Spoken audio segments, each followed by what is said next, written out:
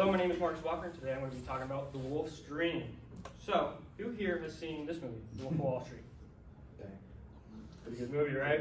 Absolutely. So, today I'm going to be talking a little bit, in my paper and presentation, was talking about relating The Wolf of Wall Street to the American Dream. And if you've seen the movie, you know that Jordan Belfort lived a pretty luxurious lifestyle, and he could get whatever he wanted, pretty much whenever he wanted. But he also used unethical ways to get some of his money. So my thesis for my presentation is going to be, although Jordan Belfort lived the American dream, was it truly worth it? But before we get into that, I just want to give a brief overview of where the rest of the presentation is going to be going. So first off, I'm going to give my own personal definitions on some of the words that come up a lot throughout my presentation.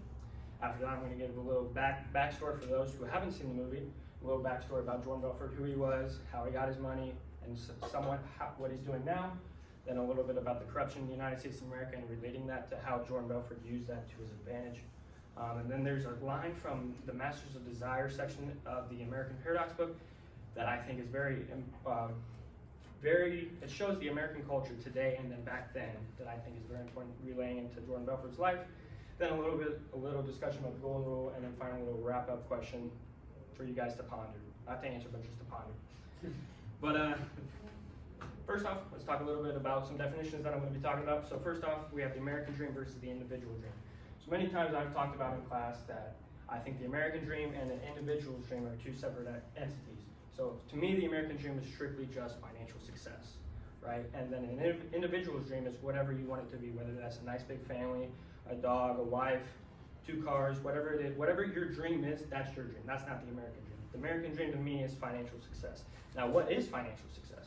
Financial success is unfathomable amounts of money. Now, that, of course, having above average income is nice. You're well off, you're living a good life. However, that to me isn't a dream. Of course, it's nice to have, but for me, unfathomable amounts of money is unachievable for a lot of people to have. So that's why financial success is unfathomable amounts of money, and that is why it relates to the American dream. So let's talk a little bit about how Jordan Belfort got his American dream. So this is the real Jordan Belfort, not the one that you see in the movie with Leonardo DiCaprio. This is the real Jordan Belfort. According to Myers, he went to the university, or American University, and he graduated with a biology degree. Obviously, he didn't go into biology. He wanted to go into the meat industry. That failed. So then he went into the stockbroker industry because he saw real opportunity at generating real money. He started his career at L.F. Rothschild and instantly was hooked. In fact, in the movie directed by Martin Scorsese, Leonardo DiCaprio, who played Jordan Belfort, says, "I was instantly hooked. It was like mainlining adrenaline." So think about that last part of the line. It was mainlining adrenaline. So throughout the rest of the presentation, I want to talk about ethicality, right? Mainlining adrenaline, in essence, is getting high. And Jordan Belfort wanted to got high instantly, and he wanted to continue this high. So he went into sex, drugs, and alcohol, as if you've seen the movie, you know he does that. So you don't really want someone who's constantly high or drunk handling your money. So that's very unethical for what he's doing. But before he really did all that stuff, he was doing well at his job at L.F. Rothschild until Black Monday hit in 1987. So for those who aren't finance majors, Black Monday happened in 1987. Basically, the stock market crashed, and a lot of stockbrokers lost their jobs, including Jordan Belfort. He had to restart his entire career, and fortunately for him, he found a job near where he was living at the time, at the Investor Center. And compared to his job at L.F. Rothschild, it was very unimpressive. It didn't have all the machines, all the technology that had to what he was about to do now. However, he learned about something that was very important to the rest of his career. He could sell pink sheet stocks or penny stocks and get 50% commission. So for those who don't know what pink sheet stocks are or penny stocks, they're stocks that have little to no value, and realistically they don't really have a future of increasing in terms of their stock price. So Jordan Belfort, with his witty nature that he learned at his first job, was able to convince gullible investors to buy into these stocks for $10,000 at a time, and he's earning $5,000 of that because he gets 50% commission. So he's able to convince gullible investors to invest in these garbage stocks, but he's getting 50% of their money. So that's kind of what the main ploy of his scheme was.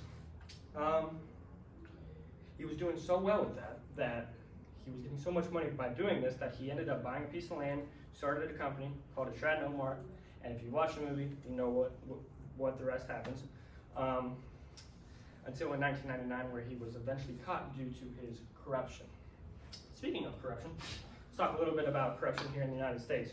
So, as a finance and accounting major, I've learned a lot about corruption, especially in those two fields. It's very prevalent. It's very unfortunate, but it is prevalent. Take Bernie Madoff, for example, if you don't know who that is. He was, according to Myers, he was involved in the largest Ponzi scheme in history.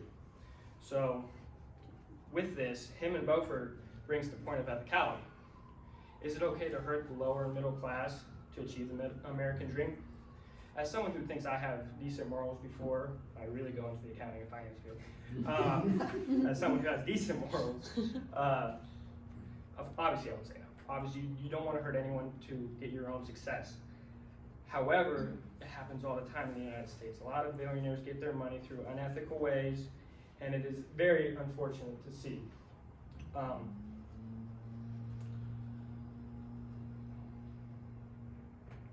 Belfort lost a lot of his money when he went to jail, but once he got out, he was still rich because he didn't lose all of his money. He was still rich.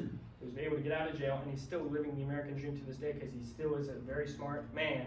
He still knows how to generate money. So it's very unethical what he did, but it ended up working. So now a little bit about America itself. So America is built on patriotism and unity, or that's what a lot of Americans like to think it is. To me, America is very individualistic. Do you guys know the rhyme called "This land is your land, this land is my land," right? Think about that rhyme for a little bit, right? In The Master's Desire, Solomon has this quote saying, "We keep trying to increase the my at the expense of the your." So when you're singing that song, and not even knowing you're doing it, you loudly say my, and you decrease the sound of the your. That's very interesting because without even knowing you're doing it, you're doing it. Americans love to win, however, it can be at the expense of others at the same time, which is very unfortunate. Madoff and Belfort did the exact same thing. It baffles me because if we all work together in unison and we weren't so divided as a nation, successes could fall upon the masses. Speaking a little bit about working together, the Golden Rule kind of correlates with that a little bit. You guys all know what this is. Puka describes it as do unto others as you would have them do unto you. Basically, that just means treat others how you want to be treated, right? It is an American ideal. We've all learned about it ever since we were in like kindergarten, right? However, it isn't necessarily American law. And if you don't follow the Golden Rule, does it make you un-American?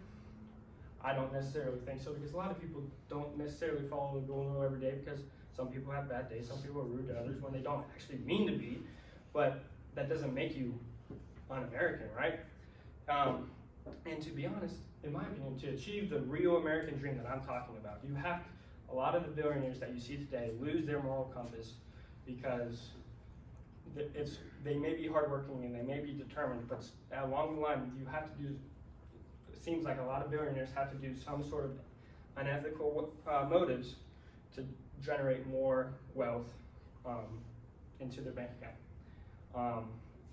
With the corruption in America, I talked about previously, they're just playing the system. It's very harsh, but it, quite frankly, is the reality. Finally, I just want to leave you guys with one final question. Talking about the system that I talked about and how billionaires use this system for their own benefit, can you really fault Jordan for using the system for his benefit? I know it wasn't okay what he did exactly, right? But people have done it before. He was in a very hard time. He just lost his job. He just got married. He was financially struggling. And if you're given this opportunity to generate millions and millions and even potentially billions of dollars right in your lap, it's hard not to take it, especially in the position he was in. I'm not saying by any means that what he did was okay. However, can you really fault him for doing what he did? Yeah. Thank you so much. These are my references. Are there any questions?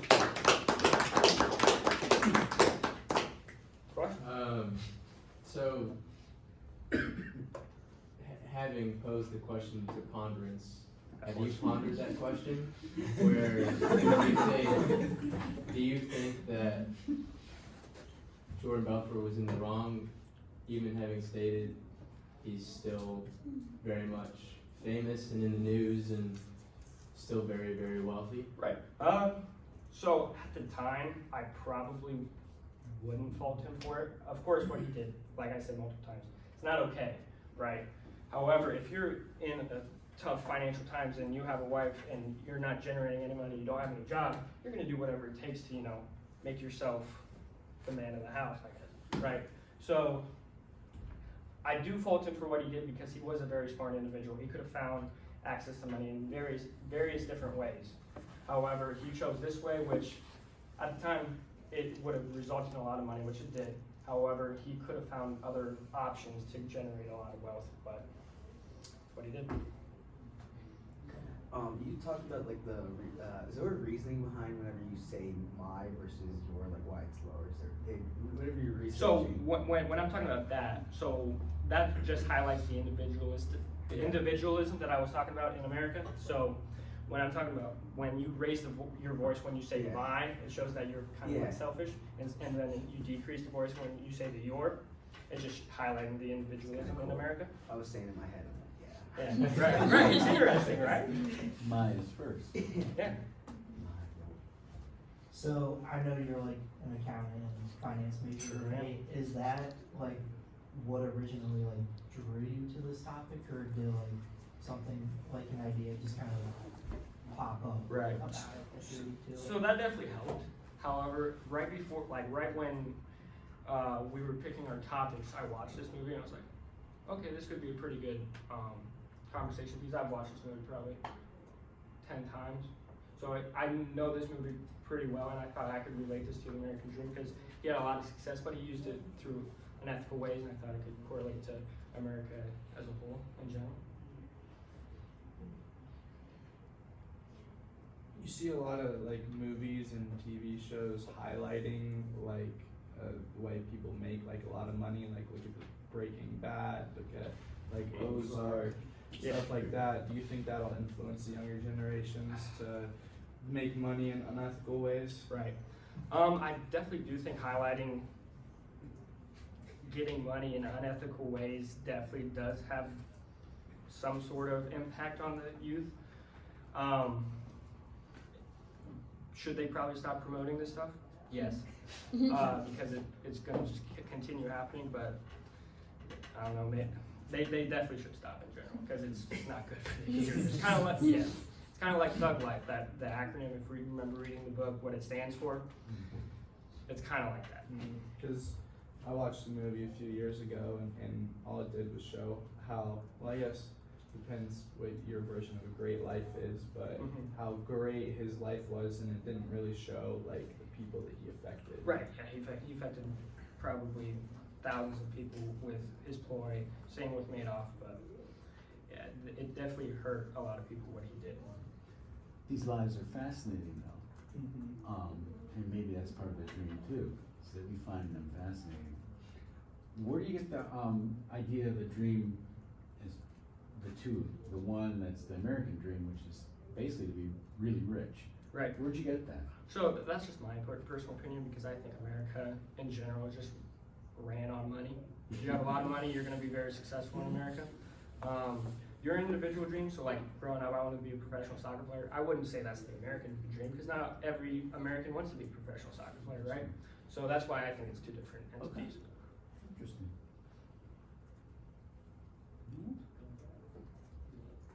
Sweet.